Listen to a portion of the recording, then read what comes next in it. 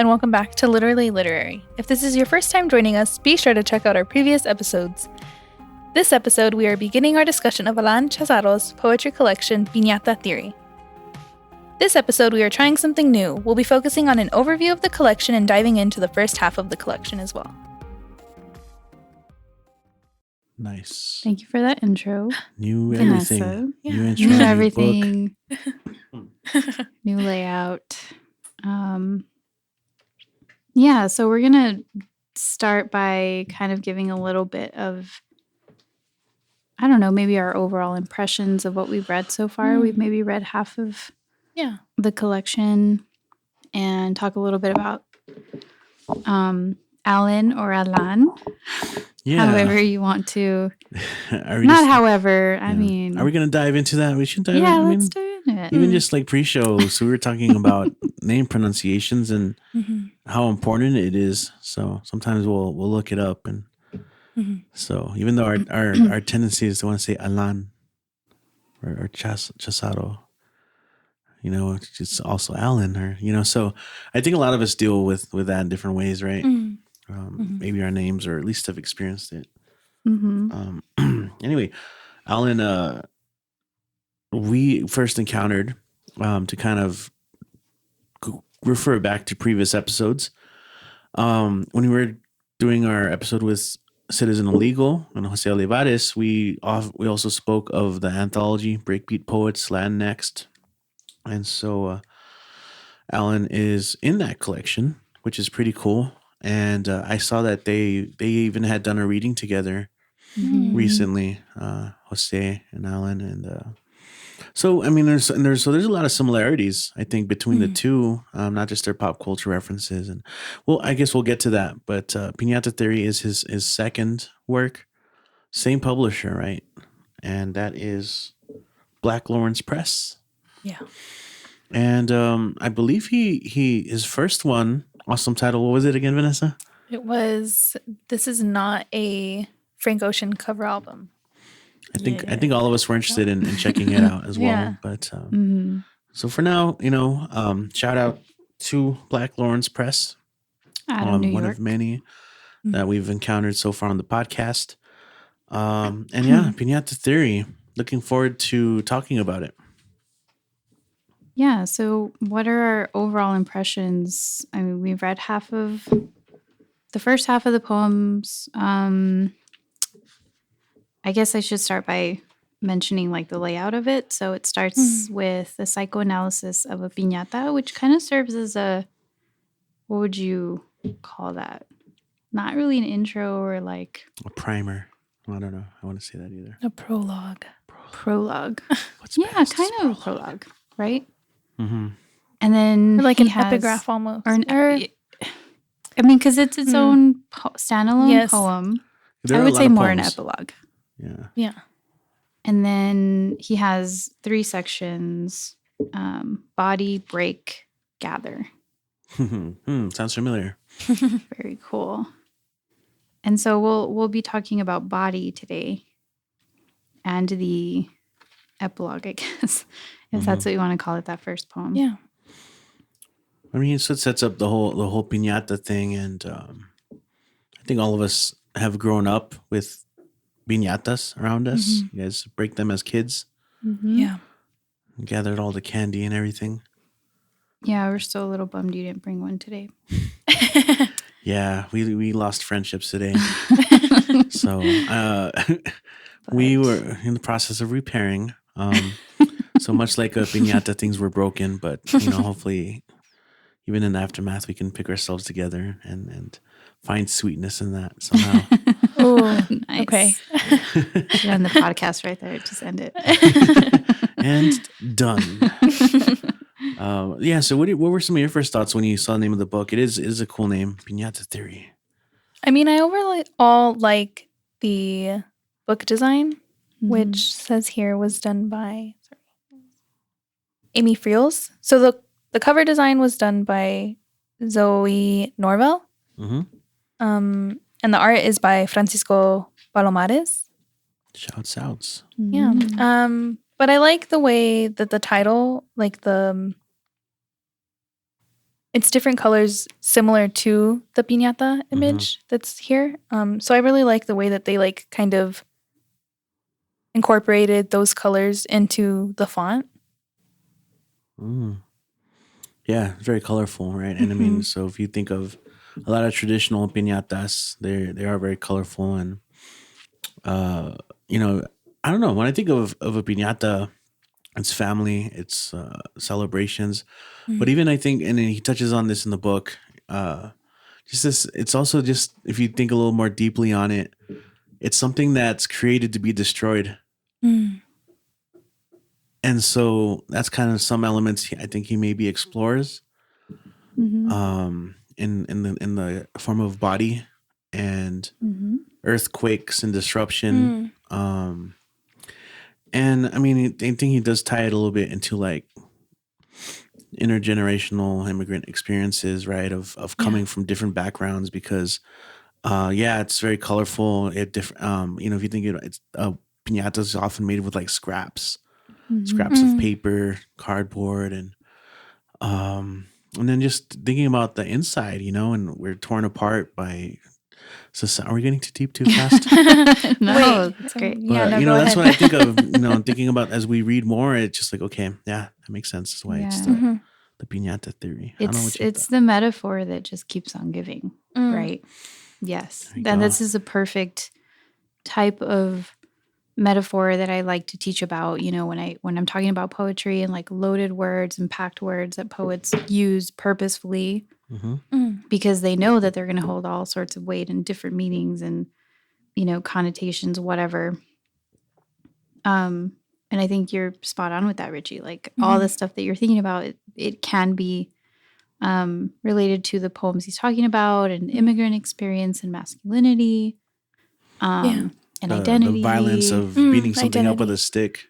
But also like what you get from that breakage.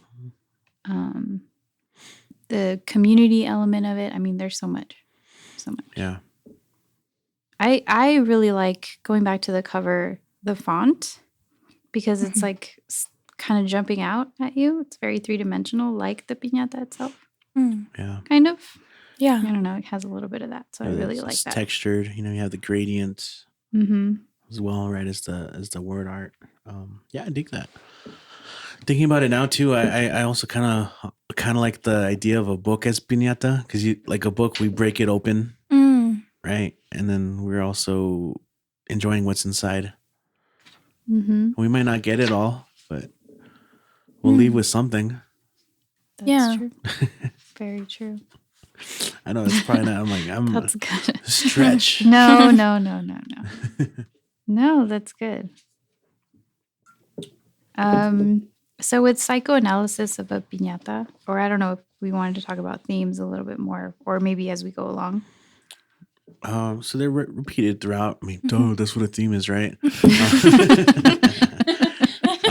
We had mentioned the idea of shortening these episodes of I guess as they come up, just mention them.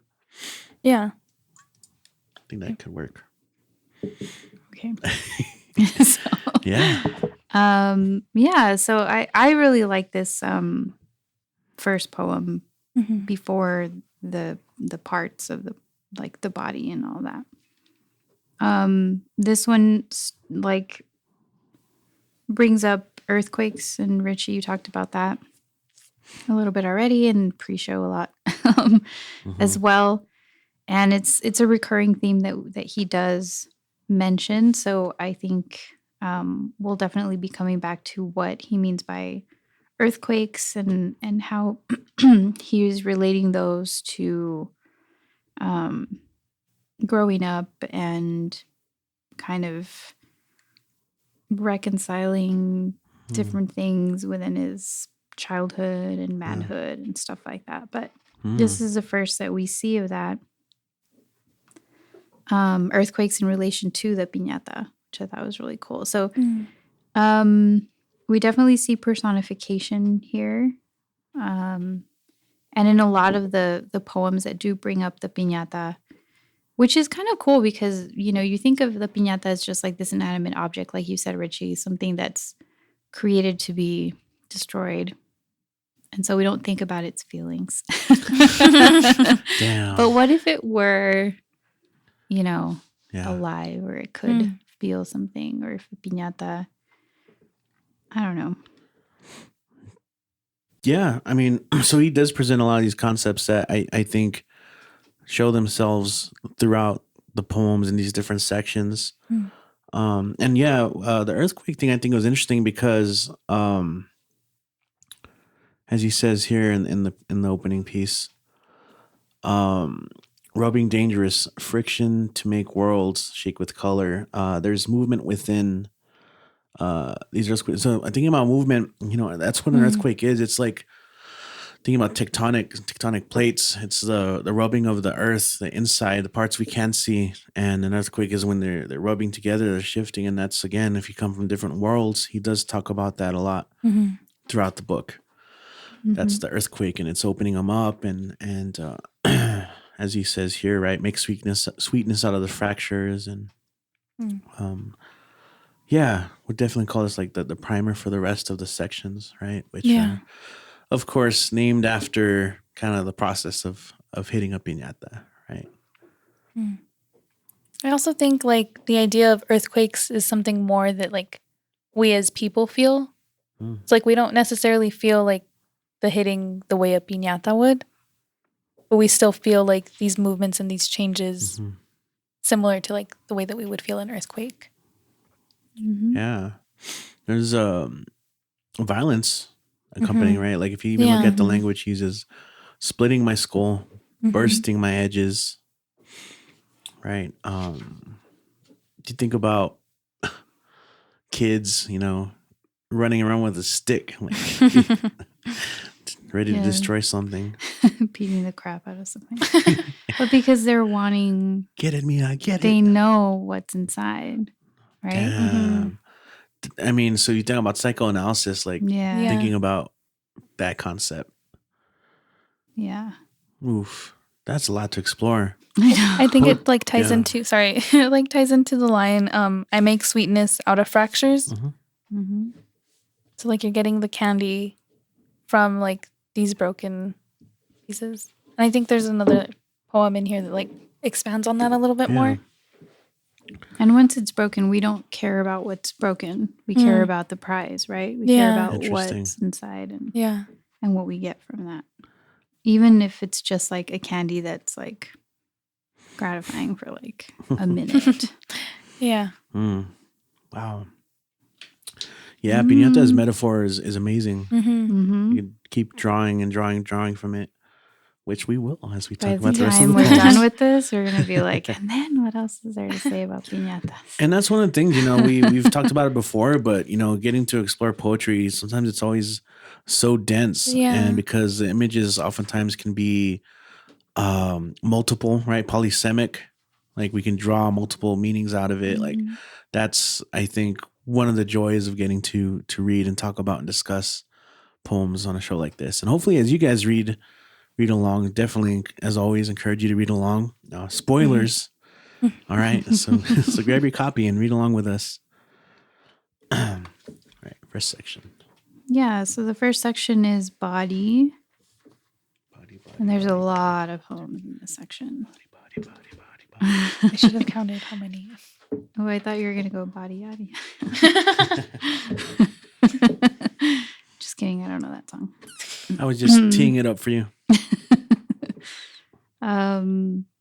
Yeah, so there's quite a few poems in this section. We were talking pre-show about all the pop culture references that Alan has. I mean, I don't know how old he is, but it seems like around our age, maybe. Yeah, I would say he's graduated MFA. He's teaching now, so maybe early 30s. When he's talking about the Julio César Chávez versus Oscar de la Hoya, kid there, being a kid in 1996. I mean, I remember that fight too. So we can get to that. But and the way we related to it, I was like, yeah, that's exactly how I experienced it the same way. Yep. Nice looking ahead. I know. No, I'm just trying to figure out how old he is. He looks pretty young. Yeah, man. You hear that? Looking good, man. Looking great. Yeah. Also, let us know how you prefer your name. I know. Alan or Alan? We were kind of joking about it earlier. Not joking, more like having a discussion on language and pronunciation and kind of changing our names sometimes to accommodate those who might not know Spanish Or unwilling to or are unwilling to Say it try the to correct say way. it the correct way. Yeah. But I mean, Alan seems like it was the name he was born with, and then, you know, living or growing up in the Bay Area, maybe just Alan was easier. over time, yeah. I don't know. For Hopefully sure. you could ask him. But yeah, I mean, I had quite a few poems. I think my first one was speech cantos, but I don't know if you all had anything to say. Or I know Vanessa and Richie, you had something to say about some of our boyhoods, right?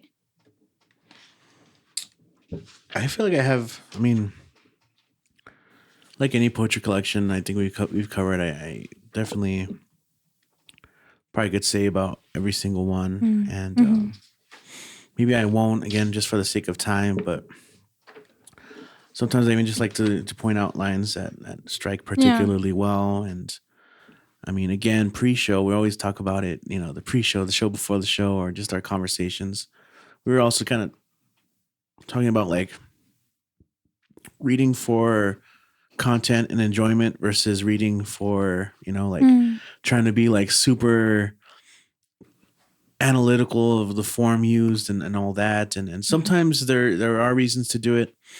But I appreciated a lot of things that he does here in terms of technique and form. And he pointed out just at least to mention it to those who are studying. And even the opening piece. What's up, man? Yay. Gracias. And he's appreciate that.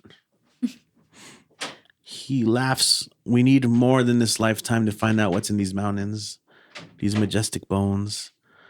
This is like another introduction, I think, because he's he talks all about like visiting quote unquote home or homelands in Oaxaca here, right? And I just love the concept of that he brings up here at the end about listening and learning and being open. And I think that's an invitation for us as readers as well to this book.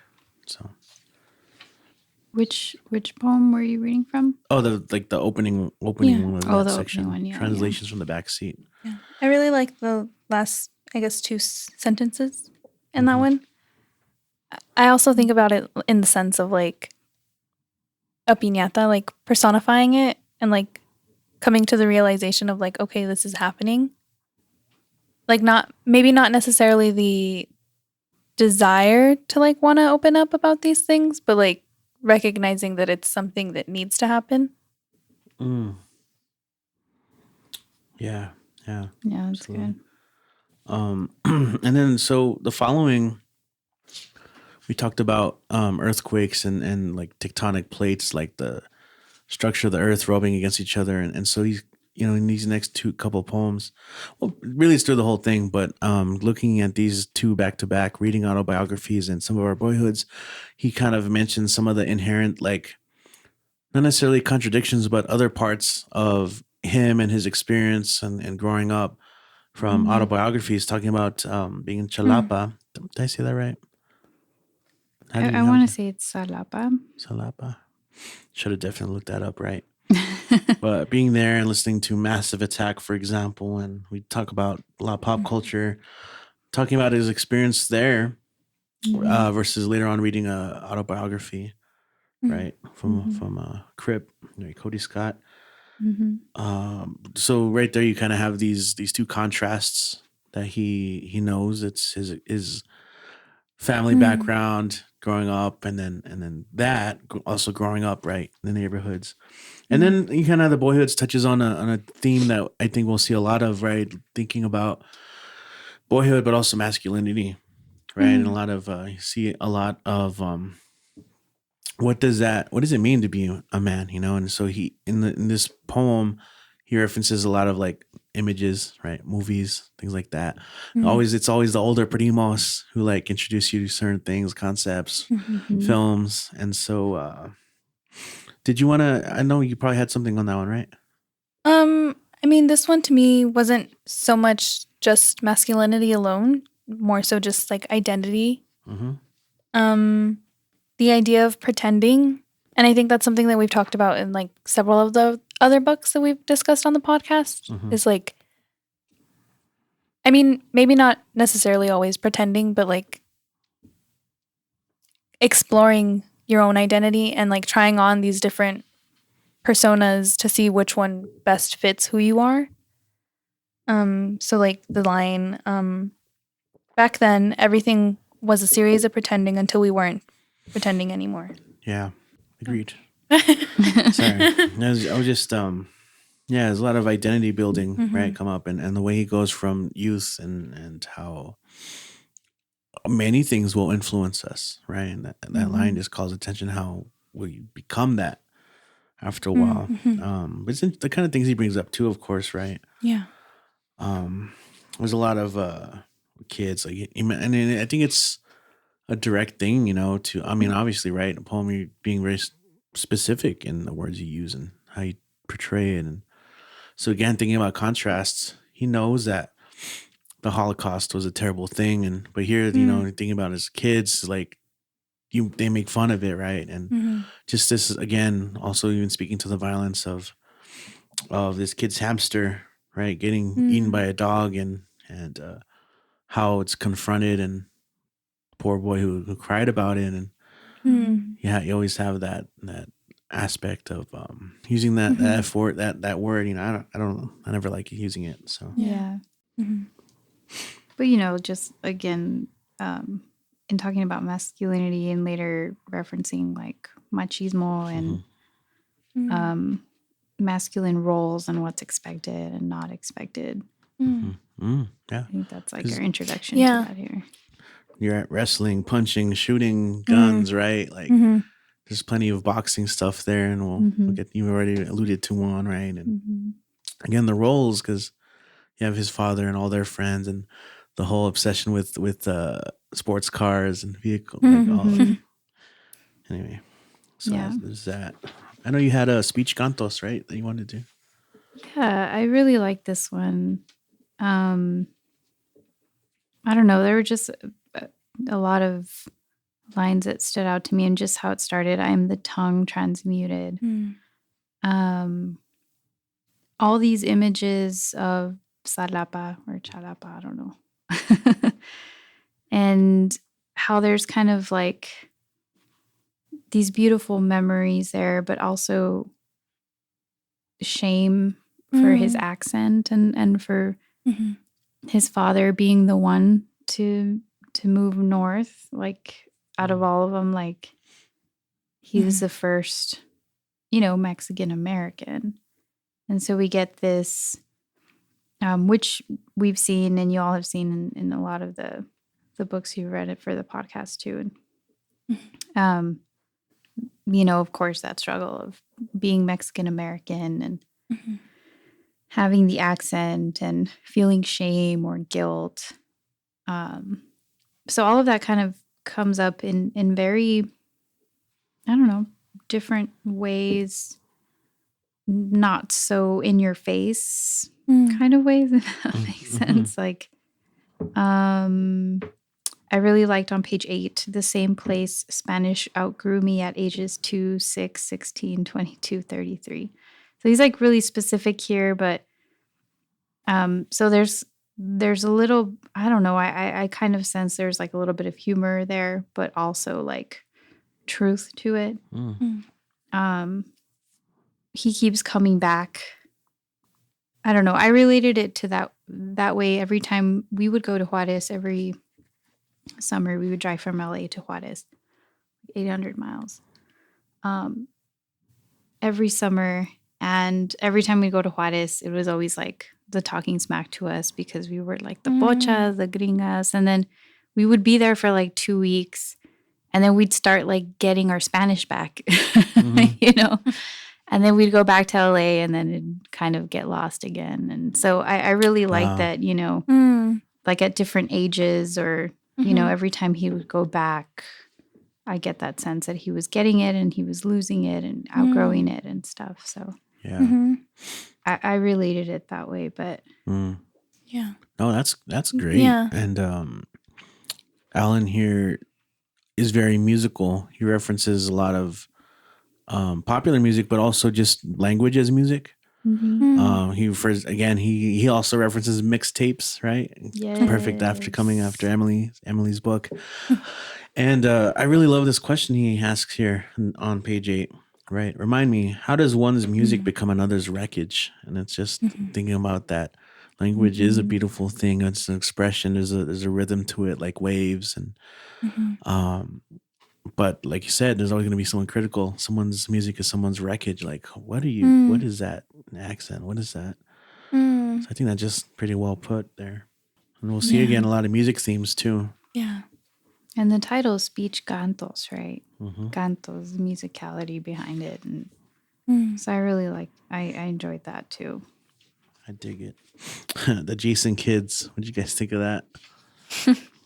I liked it. I wrote here, it reminded me of Ode to Scottie Pippen by Jose Olivares. But there's a lot of imagery. Yeah. I really like this one. Yeah, and I reference that because that's the next poem, right? A poem while wearing Jason Kids. And you know, it's normal you think about shoes the first thing in basketball. Come on, right away, right? You go to Jordans. So I think that's another aspect there, right? Yeah, it's a cool basketball poem. That one reminded me of Otis Scottie Pippen, right? Yeah. Retro Warriors jerseys, Space Jam, Bugs Bunny crossovers, alley-oops, boom shakalaka. Boom shakalaka. Just underline like all these random words, but it's great. Fife Dog. And then what he does is something that I haven't mentioned this yet, but he was like a Ferlinghetti scholar, right? Or like is that the right term? An award Ferlinghetti fellow. Maybe it seems more right. You know, Ferlinghetti comes kind of from, you know, in San Fran, the West Coast, that tradition, but also I think of Ginsberg a lot, and them coming off of like Whitman, who has this tendency to kind of like relate things together, relate people and backgrounds. And so here, starting from the shoes, going to a Buddhist temple on a hillside, a taco truck on the 29th, to thinking about the shoes and where they're being made, factories where the stitching and gluing and longest hours stretch. He's kind of doing one of these things where he's moving outside of the image and connecting them in more universal ways. Or maybe that's accidental. I don't know. Like the next poem where discovery is accidental. I like that though. I like that moving outward, micro to macro. Is that right? Zoom out. Zoom out. This is the second episode in a row we've had inside jokes already. Yeah. Oh no. Oh, that was so good. Yeah, he zooms out. And then by the end, you know, how he ends this poem, and I think what it must feel like to never feel robbed. Yeah. Poem while wearing Jason Kids, and you know, if you're wearing Jordans or anything like that, constantly thinking if it's not about the scuffing, you're thinking about them being robbed. Yeah, absolutely. One or the other. That's something that definitely happens. The zoom out. I was thinking, what did you guys have to think about the millennial poem? A millennial walks into a bar. Zoom out. I really like this one because we get to see a little bit of Alan as an educator. And so there's some of that generational disconnect, which Richie, I know you and I can relate to when we're talking to our students and they're like, man. what? I'm like, well, you've never seen Blossom? And they're like, what's Blossom? Vanessa's like, what's Blossom? No, I'll like reference like Saved by the Bell or something and they have no idea. Uncultured kids. Yeah, so I like that about it. When we're talking about form, the form is really interesting in this one too. I relate to a lot of it as a cusp millennial. There's a lot of apologies. I apologize again. Yeah. There's a lot of like, there's on page 11 when he says, I apologize if nothing bothers you. I am easily bothered. Like, it's a huge, like, I feel like generational gap where I don't feel that much older than my students, but I feel like a lot of the things that bother me don't bother them. Or a lot of things that they care about. I'm like, really? That's... And you find yourself asking that out loud to, I do, like, you guys haven't heard about this? Or like, because I'll sometimes at the beginning of class, I'll try and like bring up like current events or like, you know, Occupy Wall Street was happening. You know, like, you guys, have you guys, and I stayed up all night, like watching a live stream, you know, I wanted to like see what was going on and like, I couldn't be there. So, and they're like, huh, what? You guys aren't following this? You know, like you said, yeah, you're kind of like flabbergasted, like you guys, and then, but yeah, at the same time also like, what are you guys concerned with right now? TikToks. TikTok. Yo, speaking of disconnect, yeah, when I was doing a writing workshop for like 2nd, 3rd graders through border census, they were so obsessed with TikTok dances. Oh no. I'm like, what are you guys doing? And it's like, oh man, what is that? That one made me feel like a disconnect. Like, it's also hard teaching poetry and writing to kids that young. Yeah. They were into it, and then like, and then they weren't. Yeah. 2 seconds later. Yeah. TikTok dance. Practicing like, oh, you have to just incorporate the TikTok dance with the poetry. It's like a performance piece. Right? Yeah. But this piece, though, I you know, again, it's one of the longest in the entire book, and again, there's these connections being made, and it's a lot of contrasts because he does reference a lot of movies, a lot of sci-fi things, and then I think juxtaposing with like some, like he says, real things, right? The Dakota Pipeline, civil rights. You know, I think that's pretty well done, and that also reminds me of that kind of Whitman-esque Ginsberg America poem, zooming out, kind of like connecting with all sorts of different things. And there's a lot of lines I loved too. Yeah, that's what I was. Yeah, which one stood out to you? I mean, the last stanza on page 11. When they discovered neon, it was accidental. When they discovered continents, it was accidental. When they discovered us, it was accidental. Just the idea. I mean, the way I read it was like the idea of colonization and like, so Europeans and Spaniards didn't necessarily come west to look for different continents. They were trying to get to India. So that's interesting. Like, it was accidental. Like, they just happened to discover something else. And then the idea of discovering the native people in these lands was also accidental because that's not what they were looking for at all. Right. And it's that very modern, which I love, that we're all rethinking and challenging that whole narrative that had been going on for so long. And even the fact that you could just discover something that's always been there. Yeah. Like, that's very egocentric, right? Like, oh, I found this new place. Like, it's been here forever. We've been here. People have lived here and set generations, you know, like, wait. So, yeah, I definitely underline that part as well. Yeah. Um, And then in connection to that on page 13, towards the bottom of the page, we were born here and raised up like the redwoods. yeah. And then our neighbors are new and the old ones just moved out, not always by choice. It's just time. The idea of like gentrification and like these people have been here for so long and now they're unable to live in these areas just because of I like the people reference coming to the in. redwoods because those are some of the oldest Yeah. trees that we have. And I like you read the section and you like skipped the one line I underlined. How the Just spaces the change question. over time. Yeah. Yeah. But I love some of like the Socratic questioning that he has here. Yeah, one of my favorite lines was on the previous page on 12. I want to remix the wrongs and make a mixtape of imperfection. Like, yeah, all right, man. There you go. There's a lot going on that I think we can spend time breaking down stanza by stanza because he goes to again stuff from sci-fi to real world thoughts and musings to back to the movies and like to me one of the interesting contrasts and he's talking about like the birth of hip hop, right? Also on page 12. Yeah.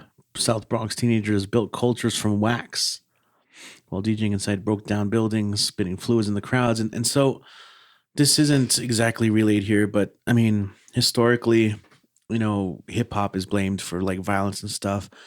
So I love that in the next stanza, they're talking about US military drones. And I think it's one of the biggest contradictions when people talk about violence in media and movies and music, while, the same Congress people complaining about it or passing bills to like pass drone strikes in countries all around the world. So I just think it's those kind of constant like coming back and putting up once another that makes this poem really powerful and strong. Yeah. Those contrasts you were talking about, right? Yeah.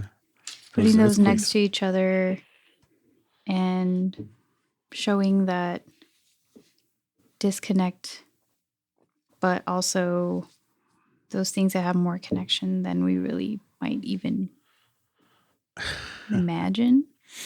Yeah, I underlined that line too. I want to remix the wrongs, make a mixtape of imperfection. Love it. It's a great title of a poem. So Remix it.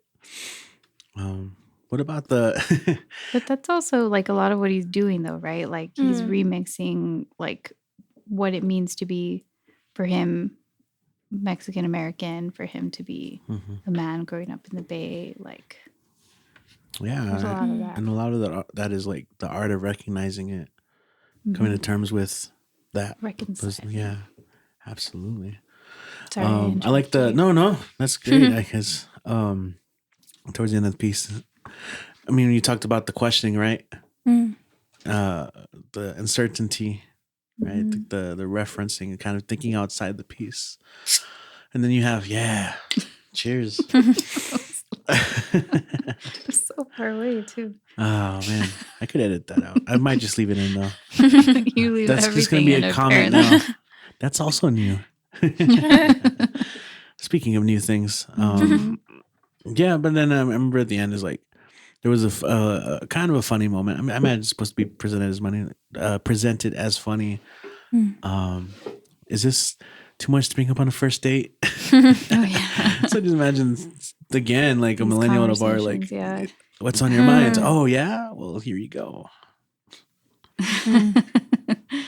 That's true. Yeah, there's a lot to unpack in this one. Yeah. I also like the line towards the top of page 14. I wonder if things are really things. I bet all things eventually change. When resisted, i.e. civil rights. And that's a little bit more hopeful, I think. Just because, like, even though there has been resistance, especially, like, with the example of civil rights, like, a lot of changes have been made. And, like, as long as people continue to, like, fight for these things, change will continue to happen. Yes. I dig that, Preach, Vanessa. Here. I mean, that's what we were hoping for, right? Yeah. Mm-hmm.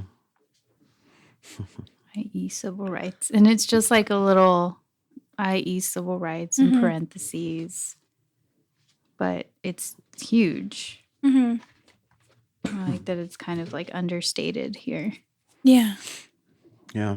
We mostly use Twitter as a source of news anyways. Yeah. If you're a writer, you gotta be on Twitter. Like the kind of like the ending and just kind of like watching Trevor Noah at home eating strawberries Mm-hmm. on a Wednesday night. Kind of image brings it all back to like a specific. Mm. Mm-hmm. Yo, self-portrait as American America. What you guys I think? had thoughts about this one. I really liked it. I love the title. But I have a question. So the first 6 lines Mm. seem separate from the rest of the poem, but it's all together. It's all one stanza. It's all one poem. So what do you guys think of that? I mean, I underlined those lines because I feel like it ties into the idea of being an American. Just using words because, like, what's going to happen? I guess Freedom of the speech, right, like, yo. yeah, the freedom of speech. Well, you go from First Amendment to Second Amendment. Yeah. mm, Okay. does that make sense? That makes sense. Damn. Nice. Yeah, this is because it's great. all about the gun and like I Mm. wrote like the tactile imagery. It's very awesome. Mm. But those first few lines, you know. Yeah, like the idea, it feels right about now. And then what wrong could it bring? Like, if I say these words, what's going to happen? What wrong could it bring? Wow. Yeah, now I'm reading that differently. I wonder how it would change the poem if it started with I haven't shot a pistol and then those last 6 lines were at the end. Mm. Ooh. You know? Like the open-ended question. Yeah. Mm. I don't know. I like poems that end with questions.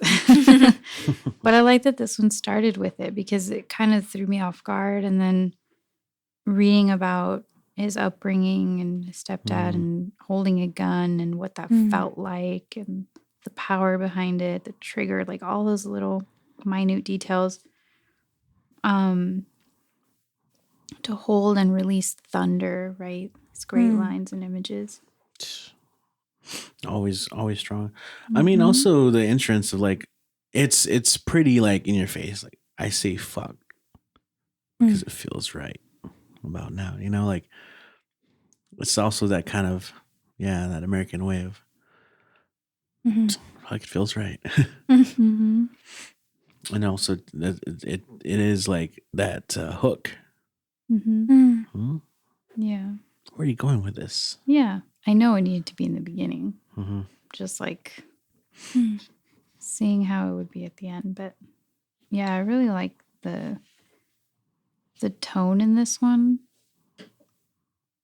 And yeah, the imagery of it. And I like that it ties back to the title, Self-Portrait as American. It's very like, I think of like a painting, an artistic piece, self-portrait. It's American. But then it's talking about, you know, its experience shooting a gun. What's more American than that? It's very fitting. Assistina. Yeah. So, Richie and Vanessa, do you want to talk about what a sestina is? Go ahead.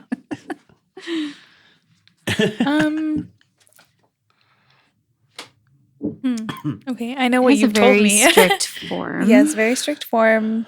6 stanzas, 6 lines each. Iambic pentameter. That's an envoy. Right, with an envoy. That's all we need to know. It's anything we could just Rhyme Googled, scheme. right? Yeah. So there's 6 A, B, C, D, E, F, the 6 lines, A through F. And then it's like each stanza is like almost like a remix. interesting. I'm thinking about it now. Mm. But and here again, he kind of gets to bring up music, right? Music and sounds. You have soundscape. What's around you, and he's kind of using it to talk about his father and then him growing up and his growth, right? Growing up in relation to music. Did you guys have notes on this one? I definitely had some stuff like underlined towards the bottom and pages. I did, yeah. Nice. I mean, well, he did. I think it's important to maybe even just briefly discuss like that he grew up with his father and an absent mother, which is not common. I think it's fair to say. And so that's like going to come up later on, and I think that's why he's like grappling a lot with his manhood and masculinity and all that, because he just has his father and his uncles and stuff to like see as role models and his brothers. But yeah, I to go off what you were saying, Richie, you know, what's around him, what he's experiencing, as opposed to, that's kind of one of the notes that I made in those first two lines. Because it starts with how the room never danced because Pa never played Juan Gabriel or other Mexican vocalists in our house. And so I wrote as opposed to ? Because it kind of alludes to that there should have been that. Or that that's what he thought it would have been like growing up in a Mexican household, or I don't know. But he's like, this wasn't our household. After crossing the border, he must have ditched a suitcase of himself at U.S. Customs. Or maybe he never carried that suitcase. Maybe he wasn't mixed about raising boys in a middle-class neighborhood. So it kind of, you know, shifts gears, but it's more leaning towards what wasn't there and what could have been. I don't know if that's how you all read it. But then he discusses a little bit of like what it was like to assimilate. I really like that third stanza where he says, I used to doodle in English on the borders of my notebook before I visited Pa's childhood home in Salapa, before I knew how to uphold the custom of folding tortillas with every bite. So again, bringing back that memory and mother tongue and like the roots that he feels connected to, but growing up in the suburbs is like conflicting for him.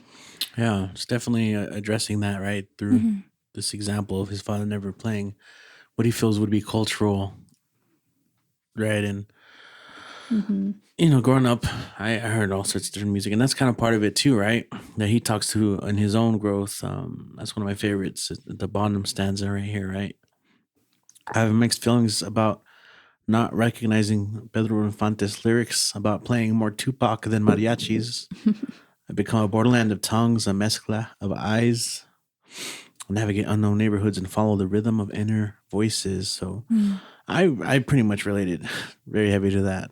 Yeah. You know, I grew up very weakly with my own understanding of Spanish, so it doesn't hit me the same way, and I do feel like bummed out about that disconnect. At the same time, though, I was influenced by a lot of other music and music genres as well growing up. I also kind of associated this with just like the overall loss of culture, not even just music. So there's another line in there. He bordered on being whitewashed, talking about his dad, or Pa. Just like that last line that you also read, Richie. I navigate unknown neighborhoods and follow the rhythm of inner voices. I read that as like assimilating to like those around you, like based on like who you're with, like that's kind of the language that you imitate. And he does talk about growing up with a lot of other people with different backgrounds in the neighborhoods there. Yeah. Actually, how are we doing on the rest section here? Oh, wow. There's actually a lot before we... About halfway. Oh, wow. Because we're about 53 minutes in. Damn, I thought we were going to... You could really go into a poem, you know. I know. I guess, which is great, but also Because dangerous. a lot of the ones that I didn't have notes for, we still ended up talking about. Oh, so. yeah. True. Yeah, so I guess just to finish off that poem on 17, most days I feel voiceless and misguided in my body, accustomed to breakages. So like going back to like the breaking of the piñata and the breaking of identities and feeling this sort of guilt. But I love how this poem ends. You know, he talks about that mixtape again, Richie, right? A mixtape of blood and knuckles swelling against these unbordered soundscapes, something new in my stereo always playing. Yeah. Love that. It's my favorite part of the poem because I sense that, you know, reconciliation, right? He's like, well, it wasn't Vicente Fernandez, and no, I don't recognize Pedro Infante lyrics, but you know what? This is my upbringing. This is my new soundscape. Yeah. I love Unbordered too. Yeah. Unbordered. He uses borderland in that previous one and then unbordered. So we can definitely ask him about that. It's a movement. And he talks about neglected the borders, motherhood, when he talks about his being accustomed to whiteness. So he talks a lot about borders, which I'm really interested in kind of exploring. And at this point, music becomes a gateway, and I think that transitions to the next one pretty well. The Ode to Kendrick Lamar. When you guys have just done that, just get in the car to drive, and I don't know. Did you probably have that highlighted, that reference? Oh, I have the line after that. Where everything in music plays while he drives somewhere I usually don't go after dark because I get lost in my head. I freaking love that. Yeah. You had right after that, you said it. Well, I had to me this was like the idea of like having to force yourself to speak up. And like I guess for me it was like the anxiety of it, but the idea, so it says IPAs and smash down In-N-Out burgers into my gut before the smallest words crawl out, forced. Some days I feel the dark rushing, a tidal wave of fuck yous cresting my insides. So like this anger that's like inside, but like also combating the inability to say these things. Yeah, I like that idea of it being there and yeah, actually there's I forgot that imagery of I've never sailed a fist into a stranger's skull, but there are thunderstorms coming and I must know my way. Like, whoa, what? Yeah. Okay. That's my favorite part of the poem. But when he starts, I'm not this facade. Yes. So kind of going off what you're saying, Vanessa. Yeah. Nice. Another ode. Get lots of odes, huh? I love odes. I had my students do odes. So we read a bunch of Jose Olivares, Ode to Scottie Pippen, Ode to Cheese Fries, Ode to Tortillas. And then I had them write their own ode to like an unconventional topic. Or some interesting ones. Well, they did a lot. Like one did Ode to Chips. So I was like, yes, that's me. A lot of them did like Ode to Places. So like Ode to my abuelita's house and stuff like that, which was really nice. Nice. Ended up being really cool. That's awesome. Yeah. And odes are one of those also really like strict form, or can be strict form poems. But I tried to keep it like cash, you know, like just write a praise poem. Don't worry about rhyme or anything like that. But yeah, I like that he included that ode and that it was to Kendrick Lamar. So there were a couple poems that I like that I'll link together. So How to Watch Mexico versus USA Soccer with a father who is more referee than coach. It's a great title. And then Julio Cesar Chavez versus Oscar de la Hoya, 1996. Both of these are probably, other than Piñata Theory, are my favorite poems of the first half because they just like brought back like a flood of memories for me. Well, the soccer, I mean, football, Yeah. still to this day, I mean, I can't call my dad if Mexico is playing because he will not answer the phone. If they lose, I mean, I have to wait a day to text him because he's just inconsolable. And it's funny, you know, just I love that first half of that poem. I love that it's in a first half and second half. So it's, you know, like a soccer game. Mm. And they're, you know, seemingly like the second half is totally unrelated to soccer, or at least it seems like that. And the first half is very much a how-to, which the poem implies. So other than that, I mean, I just really liked that, you know, I could relate to that with my own father. Especially not when I first started watching soccer as a kid with him, not knowing anything about soccer, but I wanted to be in the action, you know, like, why are they so excited? Like, what's happening? They had a penalty shot, and thinking I knew what offsides meant when I didn't know what offsides meant. Offsides. Oh no. I still don't quite get it. Oh, yeah. But I love it. I loved that part. And then the second half was like, you know, the shift. Like, all I know about Pa's first wife is a photo I found. And then we get a little bit of a glimpse of her. So there's a lot here also that can be discussed, not just about the game, but Mexico versus USA, like that struggle again, the separation that's always like an against. It's never let's work together kind of thing. It's always Mexico versus USA. My sister and I had a conversation about that not too long ago, like how, I don't know if this is like a bigger conversation. I think it is a bigger conversation, but like how we've been conditioned, those of us who've watched the Mexico versus USA games, that they're so big. It's like the game of the year every year, no matter how bad either team is. It's always like Mexico versus USA, right? It's always versus. And for those of us who grew up Mexican American, we're like, well, I grew up here. Like, should I be going for USA? But my parents are Mexican, so I should be going for Mexico.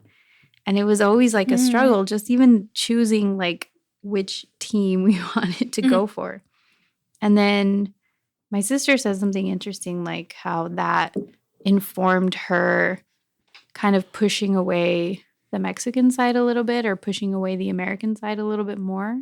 How it all kind of can be led back to just the game, Mexico versus USA. I was like, damn, that's true. But yeah, that's a bigger conversation. But I like that he alludes to that here, how it's like related to immigration, because he talks about in those last lines about the woman Connie. She was an open road splitting north. Over decades, she's become the silence of the passport inside my luggage, her citizenship calling me into unknown fields. I don't know. I like this poem a lot. I like the form of it, and the memories are brought back, but it also made me feel a little like uncomfortable. Which is cool. It's fine. It's fine, Alan. I'll forgive you this time. That's how they say it about art, right? I think I know. I mean, I don't know if it's supposed to make me feel uncomfortable, but it did a little bit. Sometimes, right? They said, what's that famous quote about art disturbing the comfortable and comforting the disturbed? I think, and then that relates a lot to the Julio Cesar Chavez versus Oscar de la Hoya, because Oscar de la Hoya was this guy who's like, you know, the gringo kind of, even Golden though he's boy. like, he's a golden boy, Which and he was made pocho. fun of, I mean, Mexicans hated him, right? So Julio Cesar Chavez was, I remember I was rooting for Julio Cesar Chavez, but I didn't understand as a kid why they hated Oscar de la Hoya so much. And they still do. like a lot. Yeah. So, there's this great like memory of that that the speaker is referencing here. And it's just the fight, it's like leading up to the fight and then not understanding like what's going on. But then at the end, seeing that De La Hoya stood center undefeated. It's like, oh, wow. What does that mean for our race?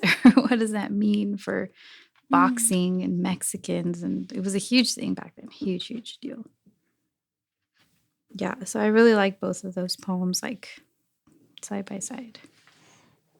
Yeah, we covered them perfectly. I wanted to say about that, And then a large, kind of going off of that, then you have a lot of poems too in this, ending out this first section that kind of look at manhood, masculinity, and what that's supposed to mean, right? Hanging with the uncles, watching sports, and working with cars, right? Boxing, right? The physicality of it all. What do you think is a lesson on manhood? Because I feel like there's a few in that poem. Oh, yeah. I see what you're saying. This is an open question, by the way. Anyone can answer. I mean, I kind of make jokes how people make their vehicles extensions of their quote unquote manhood. Yeah, I don't think that's like coincidence, right? Right. I do think the shift in this poem is interesting to look at, right? Where they stopped going back after he got married and had a kid. It's very kind of telling. Yeah. What do you think, Vanessa? I didn't have notes on that one. Okay. But is that true though? Like, guys could still have hobbies, right? Guys could still work on their cars if they're married and have kids. Yeah. I find that a little like it's funny and it's true. but I don't know. I think it's like a complicated like view of relationships, I think, just in the sense that it's like, I mean, the concept of like being whipped in a relationship, or like, now like the old ball and chain. That's Yeah. kind of what it's getting at. Yeah. The boys. Yeah. Again, kind of like the mocking that happens quite often. So that's one of the in these lessons circles, in manhood that I think he's alluding to, right? Said. Don't get locked down. Yeah. Yeah. So kind of This also could happen too. He also addresses like the idea of like wanting to have like the sickest ride, sickest whip. Speaking of whips, right? Different kind of whip. It's funny. But also kind of knowing like shit, can't afford this, but like still talking all this big game. Yeah. Yeah. At least knowing, the numbers, cubic inch size of an engine, like that also makes you a man. The numbers, right?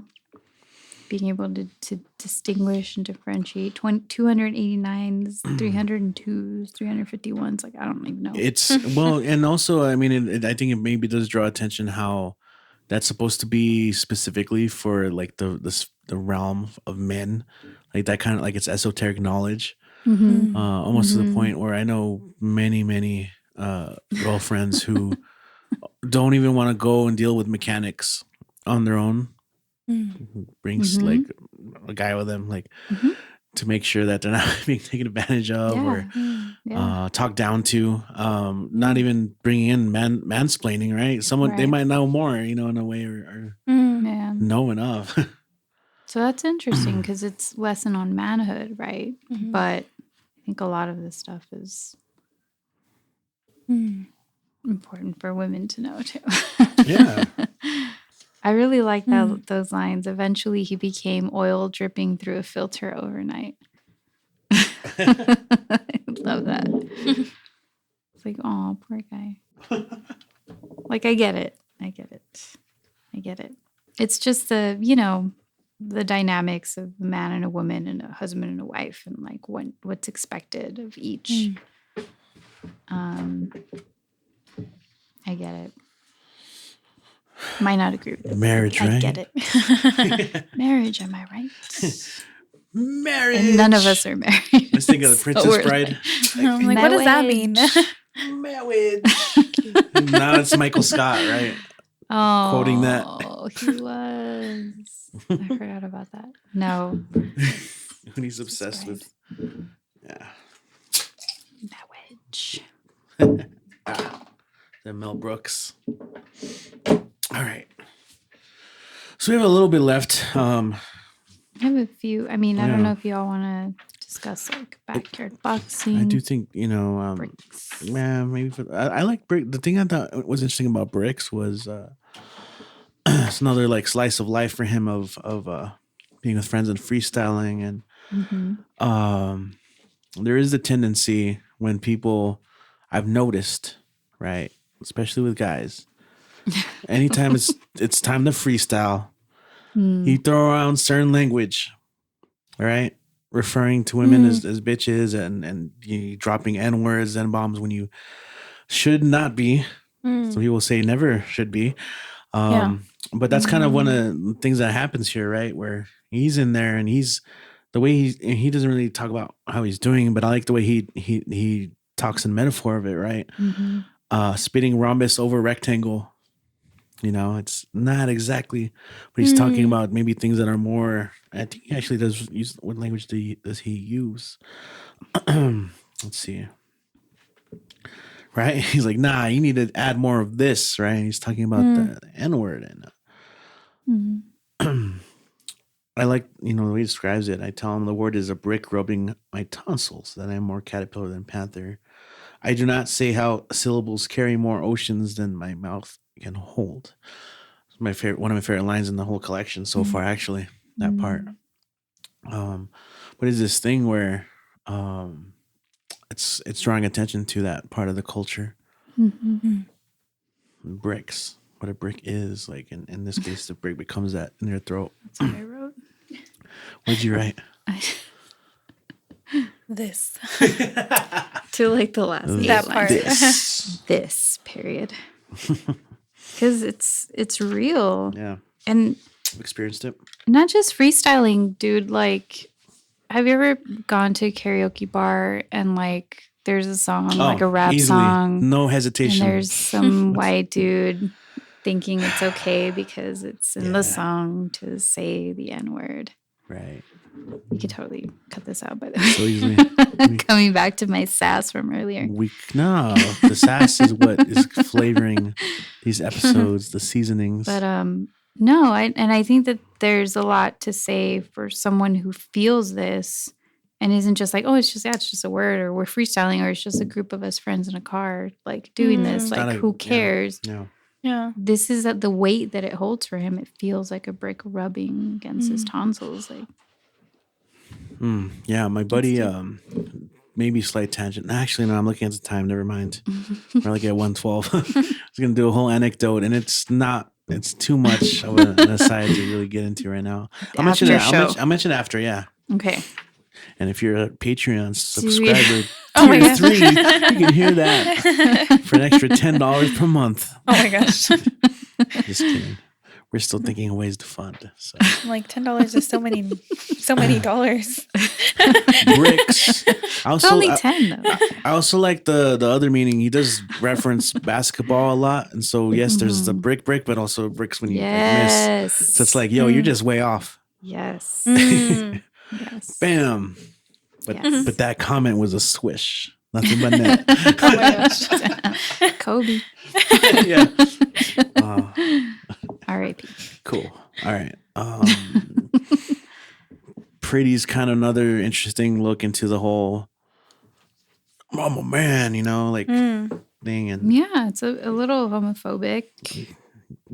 A little. yeah, I mean it's not the first time in this collection, right? Coming back to machismo, male expectations. you have like a shift though, right? From him as a kid and the way he says it, right? But not in a gay way. And that's like a whole, it's still a thing, right? People say no homo. Yeah. Which is like, do you have, I think we're getting away from that. When you're a kid though, and someone says something's gay about you, like it's the worst insults. I feel like it, or at least it used to be. Like, so much so that like people still like, God, it's sad when adults use it. Like, I know. What the hell's wrong? Don't hang out with those adults. Yeah. Oh, those are the people that weed out. So they're not really adults. But anyway. just to talk about these interactions as like orchestra, as beautiful music, getting to get music all throughout this. Now it's orchestra. Yeah, I really like the commentary about that though, like showing how pretty can be used for men too. That it's not just assigned to women or femininity or anything like that. And I also like that he ends it with the question, how do you expect me to say pretty? Right. He's very defensive about it, and he's looking outward because the speaker seems to be so like not sure about himself. Am I being gay? Or, when I say this kind of stuff, it would be hella gay of me to do this. So there's like, it's all because of what other people, have said about him, or it's not even his own perception of anything. No, it's a great way of thinking about how the impulse is to want to say it, but then doubting yourself because of what other people will say or think. Exactly. Yeah. So I think that's like the perfect way to end it, as a question to the reader, because the speaker is so unsure of himself. Yeah. Some hard hitters. I know we only have a couple more pieces. The litany ending with night. I don't know if you guys had anything from that. I didn't know. There is a Frank Ocean song mentioned in that one. That's the only note that I had. White Ferrari. Yeah. I just underlined, have you ever prayed in your abuela's tongue? Because I really like that. That's a good one. I also like our lightning is a super bloom of waste flaring into night. Whoa, shit. Then we have the titular piece. Yes, titular. Yes, Piñata. Just kidding. Piñata. Piñata. Oh, no. Also pre-show stuff. Pre-show shenanigans. That's fun to say. So what is the Piñata Theory? Vanessa? There's so much to say. I like the use of blackout there. What do you think of that? I like that too. Like being blindfolded. It's very unsettling. It is unsettling. Like, I was like, why? I want to know what's there. Like, why is there blackout there? But no, maybe it just serves as a blindfold, as the blackness of searching for the piñata with the stick in hand. I read the X's throughout, like the spaces right there, as like the hits. Yeah. So like the idea of being blindfolded right before you hit it. And he does use those at other points later on in the collection. There's three of them. There's three sections. Right? Yeah. So maybe there's some really great lines. Again, thinking about piñata as metaphor in different ways, right? I love that the opening line of the second. What would you call it? I guess after the first break of X's. Consider the violence of living. After the first break. Oh, look at that. It's a break in the poem, but also a break at the piñata. It's also a break in form. It's a break in form. It does change. Damn. We need to give Alan his flowers right now.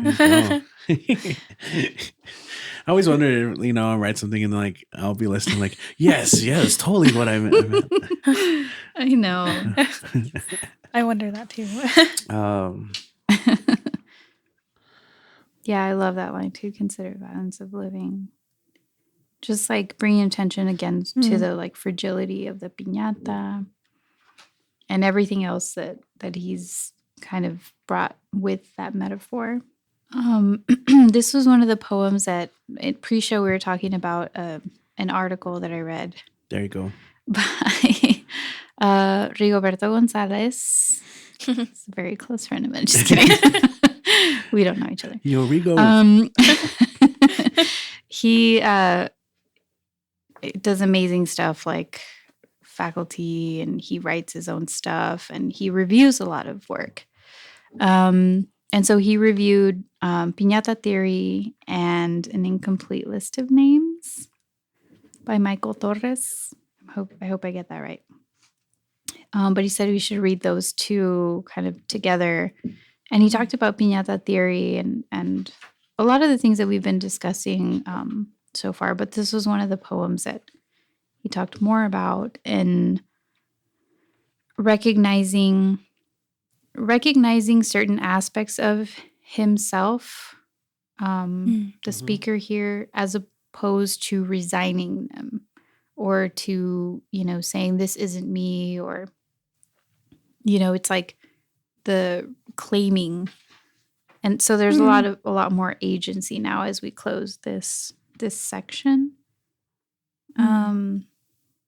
So I really liked that that discussion that Rigo, brought up about this poem. I have to check that out. Yeah, it's really cool. I mean, everything he writes is really cool. You should give him his flowers too. Shout out to Rigo. I love that paradox on 35. Everyone is loose, and dismembering something might bring us together. Yeah, I don't know. And how the poem ends. Yes. We were made for beatdowns. And even before that, I think, beneath RoboCop exteriors with stomach lollipops, our breakage a celebration. The truth, we were made for beatdowns. Just the idea of like having this really hard exterior, but like on the inside there's like that sweetness, but also like, I don't want to say assimilation is like celebrated, like, but it also, in a sense, like in American culture, like the more you're like everyone else, the more you're celebrated and the more you're accepted. I don't know. Maybe there's that even extra layer of a lot of piñatas are off of pop culture, cartoons, movies, RoboCop, right? Like that's yeah. Earlier Spider-Man's. Yeah. Our breakage a celebration. That line. That's it could be so many other things, right? Than what like I said. Breaking us down is also like celebrated. But we were made for beatdowns, like we're still here, and we still have something to offer. But after the fact. Yeah. Damn. There's just so much. So much. I love it so much. I know you're recording, but perfect. We are. This is a podcast. I finished recording. I mean recording on your phone. I know, I'm being dumb. Oh my gosh! And here I thought it was going to be a short one. I'll be your piñata. This is the longest one. I mean, we're at 122. Oh my god! An hour and 22 minutes. Some will be edited out. Right. Except the parts that I said I would. But also, like, we did the overview, so like that added more time too. True. True. As the kids like to say. But I think we're good for an outro. Like, I guess we'll revisit. Thanks for joining us on this episode of Literally Literary, brought to you by Border Census and Power at the Pass. This episode, we began our discussion on Piñata Theory by Alan Chazaro. If you haven't read it, we hope we inspire you to pick up a copy. Follow us on Instagram at literallyliterary.ep and on Twitter at literallylitep.